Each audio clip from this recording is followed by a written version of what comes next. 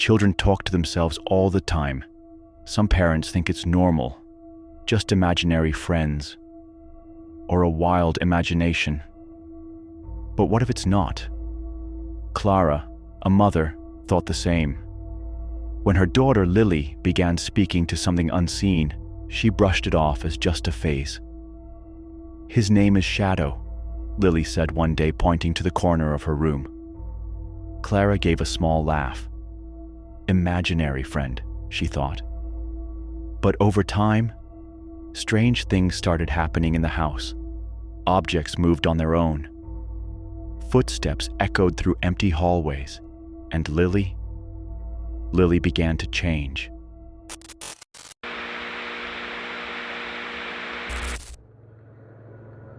They had only moved into this house a month ago. Clara still remembered their first day. Adrian carrying boxes into the hallway, Lily running around the living room, laughing with joy. Back then, the house felt warm, safe. But that feeling didn't last.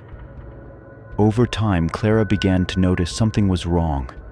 The nights in this house were too quiet, too cold. The hallways felt longer than they should have. And Lily started talking to herself more often. Clara tried to ignore it, tried to bury herself in routine, but it was hard not to feel alone. Adrian was rarely home. His job kept him traveling for weeks at a time. When they talked on the phone, he always tried to reassure her. "Maybe it's just your imagination," he'd say. Clara wanted to believe him, but with every passing night, the fear became harder to ignore. Tonight, that fear was at its peak. She let out a long sigh, glancing at the clock on the wall. Almost midnight. The air in the house felt colder, even though all the windows were shut tight. From the room next door, she could hear Lily talking again, softly to herself. "What is it this time?" she muttered, taking a step toward her daughter's room. For the past few weeks, Lily's behavior had only grown stranger. She would speak to no one, as if something was there with her. Sometimes she'd giggle. Other times she whispered back, as if replying to something only she could see. Clara tried to convince herself it was all just a child's imagination, but some things were harder to explain. Lily's toys began to move on their own. At first, Clara thought her daughter had simply forgotten where she left them. But over time, the toys ended up in impossible places. A doll once placed neatly on the shelf would appear under the dining table. A wooden block would shift positions without anyone touching it. But that wasn't all. The nights in the house grew heavier, harder to endure. Sometimes, when Clara lay awake at night, she could hear footsteps in the hallway. Slow, heavy, deliberate, as if someone was walking just beyond the door. But every time she checked, the hallway was empty. The more she tried to ignore it, the louder it became. Closer. Then the shadows came. One night, while Clara was washing the dishes, she saw it. A tall silhouette standing against the living room wall. She turned quickly, expecting to see someone. Something. But the room was empty. There was nothing there that could have cast a shadow like that. Clara wanted to tell Adrian, but he wasn't home. And when she shared all of this over the phone, his voice remained calm, light, full of certainty. "Don't overthink it," he said. "Maybe you're just tired. Try getting some sleep." Clara could only nod, even though she knew this wasn't just in her head. Tonight, her fear was stronger than ever. She stood in the doorway of Lily's room, watching her daughter sit on the bed, eyes blank, holding her doll tightly, as if she could hear something no one else could. "Lily, it's time to sleep," Clara said gently, pulling the blanket over her small body. Lily obeyed, but as Clara reached to switch off the bedside lamp, the main light in Lily's room suddenly went out. The room plunged into darkness. Clara held her breath. Silence. Then, from the corner of the room, came a whisper. Soft, drawn out, as if someone was calling. Clara turned sharply, gasping for air, but the corner was empty, and yet the whisper remained. The night grew deeper, but Clara's eyes remained fixed on her phone screen. The air in the living room felt colder than usual. Or maybe it was just her imagination. Her finger moved slowly, scrolling through the CCTV footage from Lily's room, recorded a few nights ago. At first, nothing seemed unusual. Lily sat on the floor, happily playing with her favorite doll. She moved it around, back and forth, as if talking to someone. Then, something in the background made Clara's spine stiffen. Behind Lily, a faint shadow began to form. Tall, much taller than a child. Its shape was hazy, but unmistakably not a reflection of anything in the room. Clara's heartbeat quickened. She tapped the screen, rewinding the footage.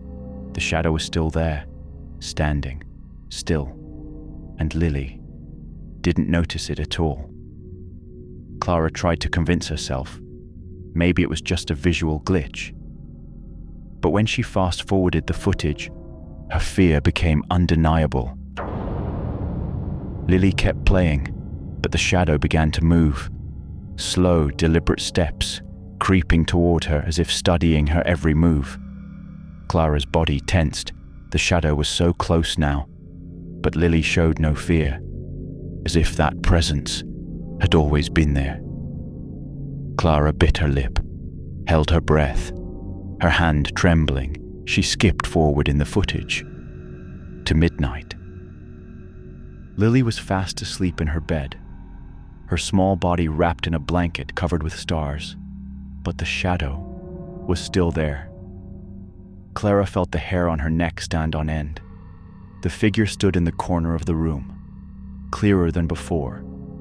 Tall, so tall, it nearly touched the ceiling. It didn't move. It didn't turn away. It just stood there, watching Lily sleep. Eyes that couldn't be seen, yet somehow pierced right through the screen. Clara shut her phone abruptly. Her chest rose and fell, each breath heavier than the last. A wave of nausea swept over her. What had she just witnessed? What had been living in their home all this time? The next morning, Clara sat at the dining table with Lily. Sunlight poured gently through the window, bringing a sliver of calm. But the shadow from the recording, it haunted her still. She watched Lily quietly chewing her toast. It took all her courage to finally ask, "Can Mommy not see the shadow?" Lily turned briefly, chewing slowly. She didn't look scared at all. "He's always here," she answered simply. "Sometimes he gets mad when I don't play with him." Clara felt a chill crawl up her spine, like invisible fingers gripping her skin. "He gets mad?" She tried to keep her voice steady. Lily nodded slowly, dragging her fork across the plate, making little patterns in the leftover strawberry jam. "If I don't want to play, he doesn't like it. But if I do, he's nice." Clara bit her lip, trying to calm the storm of dark thoughts rushing into her mind. In the days that followed, the terror only grew stronger.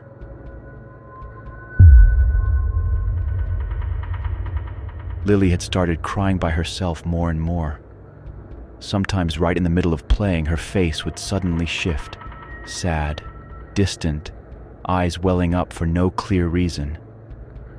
And then she would break down in sobs, as if something had frightened her deeply.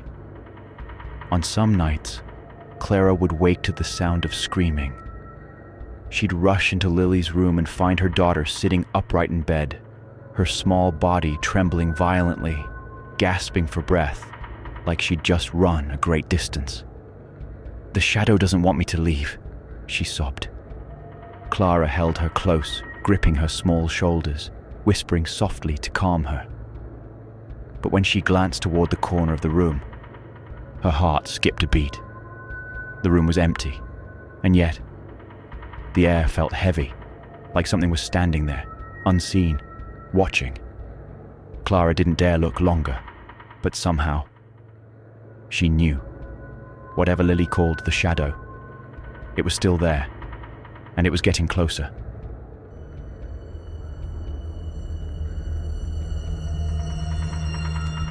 Nights felt longer for Clara. Ever since that incident a few days ago, sleep had become a stranger. Every night, she lay wide awake, staring at the ceiling in the dark, ears sharp, catching every faint sound the house dared to make. Her husband, Adrian, often came home late from work, leaving her alone in the house with Lily and something else. The disturbances had become more frequent. That day, Clara was walking past Lily's room when she stopped. The door was slightly ajar, just enough for her to see her daughter standing in front of the mirror, speaking to someone who wasn't there. Lily nodded slowly, clutching her favorite doll. Her lips were moving, but the voice was too soft to hear. Clara felt the hairs on her neck stand on end. "Lily?" Her voice cracked slightly. Lily didn't turn at first. She kept staring at her own reflection, as if listening. Then, slowly, she turned to face her mother. "The shadow says," she whispered, "he wants a mother too." Clara's blood ran cold. Lily gave a small smile, blank and distant, then turned back to the mirror as if their conversation hadn't ended. Clara didn't dare step closer. There was something in that reflection, something off, like another pair of eyes hiding behind the shadows. Days passed, and Clara began to feel it wasn't just Lily who was being watched.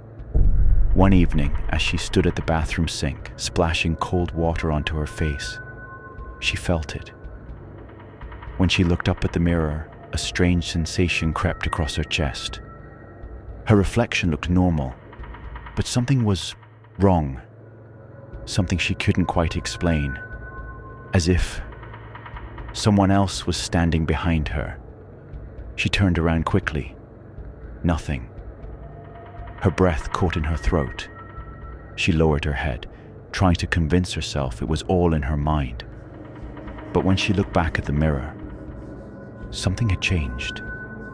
Her reflection was smiling, but she wasn't. Clara stumbled backward, hitting the wall. She blinked, and the image returned to normal. A coldness spread through her limbs. She bit her lip, trying to calm her racing heart. She wasn't alone in this house. And Lily had become quieter. Each night before bed, she whispered softly, as if speaking to someone only she could see. Sometimes Clara would peek through the doorway and see her daughter sitting upright in bed, gazing at the dark corner of the room with heavy, tired eyes. Clara knew she couldn't let this go on any longer. One night, when Adrian finally came home, he and Clara decided to visit an old neighbor, Mrs. Rosa. She had lived in the neighborhood since she was young, and she knew almost every family who had ever stayed on that street. But when Clara mentioned their address, Mrs. Rosa's expression changed. The lines on her forehead deepened, as if she was trying to recall something she'd rather forget. She took a slow breath and began to speak. "There used to be a boy who lived there," she said. "A little boy. He always played alone. His mother said he had a friend who was always with him." Clara clenched her hands in her lap. "One day, he vanished," Mrs. Rosa continued. His parents searched everywhere, but they never found him. Some said he'd been taken, but there were no signs of a break-in. Others believed he wandered off, but no one ever saw him leave the house. The air in the room seemed heavier now. Before he disappeared, she whispered, he used to hide inside his bedroom closet. Clara's breath caught in her throat. Her chest tightened. The closet. She knew which one. It was in Lily's room. After their visit to Mrs. Rosa, silence filled the ride home. Clara sat quietly in the passenger seat, her mind spinning with images she didn't want to believe. Adrian drove in silence, his jaw clenched tight. As soon as they got home, Adrian sank into the couch, his elbows on his knees, his hands clasped tightly in front of his face. "I'm not taking any chances," he said at last. "We're moving." Clara didn't argue. That night before bed, they sat on the edge of Lily's mattress. The little girl clutched her bunny plush, her eyes heavy with sleep. Clara gently brushed back her hair. "We're going to move," she whispered, her voice soft. "We're going with Daddy. To another city." Lily didn't respond right away. Her eyes blinked slowly, processing the words. Her fingers gripped the bunny's ear a little tighter. Then quietly, she nodded. Clara pulled the blanket up over her daughter's small frame, stood up, and turned off the nightlight. That night, Clara and Adrian went to bed early, trying to rest for the move ahead. But that night, at 3 a.m., Clara woke to the sound of crying, soft and broken, like someone trying to hold back sobs. Her eyes snapped open. She turned. Adrian was still asleep beside her, his breathing calm and steady. But the sound was coming from outside their room, from Lily's room. Clara shot up. Her heart pounded in her chest. She hurried down the hallway, pushing open the door to her daughter's room. A cold air greeted her. In the dim light spilling from the corridor, she saw Lily sitting up in bed, curled beneath her blanket, her shoulders trembling. "Lily?" Clara's voice was barely a whisper, but the little girl didn't answer. She just stared, eyes locked onto a corner of the room, a place untouched by the light. Clara followed her gaze. There was nothing there. Lily took a sharp breath, then spoke, her voice almost inaudible. "Mommy, he doesn't want us to leave." Clara felt her blood turn to ice. She didn't ask who Lily meant. She didn't want to know. Without hesitation, Clara moved. She pulled Lily from the bed, cradling her tightly in her arms. Lily's small hands clutched her mother's pajamas, her body trembling. As Clara turned, the air in the room thickened. Something was behind them. She held her breath. She didn't look back. She walked fast out of Lily's room. In their bedroom, she shook Adrian's shoulder. He opened his eyes, saw Clara's face, and knew something was terribly wrong. No words were needed. He got up at once. He pulled a suitcase from the closet while Clara grabbed clothes, stuffing them in without care. Adrian gathered documents, their phones, the car keys. Lily stayed silent in her mother's arms, her face buried in Clara's shoulder. Then, the sound came, footsteps, in the hallway, slow, getting closer. Clara froze. Adrian stopped. They didn't turn around. They didn't dare. Lily lifted her head, just a little, her eyes gazing toward the dark hallway. Her lips moved softly. Her voice was barely a whisper. I'm sorry, I have to go." They didn't wait any longer. Without another glance, they left the house. Adrian closed the door behind them, quickly, firmly, leaving everything inside. Everything. They never went back. In the new house they now lived in, everything felt calmer. No footsteps in the hallway, no shadows in the corners. Clara could almost breathe again. Until one afternoon, while sorting through Lily's things, she found something tucked between her daughter's drawings. A picture. A tall figure, pitch black, white eyes staring straight ahead, standing in the corner of a room. Clara's chest tightened. Lily had forgotten their old house. But had the shadow forgotten her?